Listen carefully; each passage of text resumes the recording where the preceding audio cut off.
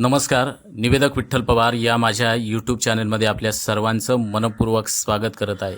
गौरी पूजनाचं महत्त्व आणि या प्रसंगी विचार हा अत्यंत महत्त्वाचा व्हिडिओ मी घेऊन आलो आहे. निवेदक विठ्ठल पवार या यूट्यूब चॅनलवर जर तुम्ही नवीन असाल तर माझ्या यूट्यूब चॅनलला सबस्क्राईब करा. हा व्हिडिओ आवडल्यास या व्हिडिओला लाईक करा, शेअर करा आणि हो कमेंट्स करायला विसरू नका. आज आपण सर्वजण भाद्रपद महिन्यातील एक अत्यंत मंगल आणि पावन प्रसंग अनुभवत आहोत. तो म्हणजे गौरी पूजनाचा.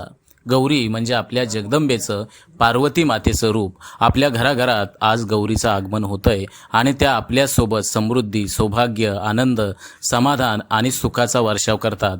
गणरायासोबत येणाऱ्या गौरी म्हणजे आपल्या संस्कृतीतील स्त्री शक्तीचं प्रतीक, आईचं रूप, बहिणीचं आणि आपुलकीचं रूप आणि आपल्या कुटुंबाला आधार देणारं अढळ रूप म्हणजे ही गौरी. गौरी पूजन हे केवळ धार्मिक विधी नाही तर आपल्या परंपरा, संस्कार आणि कुटुंबातील एकोपा यांचं सजीव दर्शन आहे. स्त्रिया या उत्सवात विशेष सहभाग घेतात कारण गौरी पूजन म्हणजे सौभाग्यवतींचा हा सण. या दिवशी आपल्या घराघरात नवे धान्य, फुलं, अक्षदा, सणासुदीचे पदार्थ यांचं पूजन केलं जातं आणि त्यातून आपल्याला हेच शिकायला मिळतं की समृद्धी ही केवळ भौतिक नसते तर ती श्रद्धा, नातेसंबंध आणि संस्कारांनीही खरं तर वाढत असते.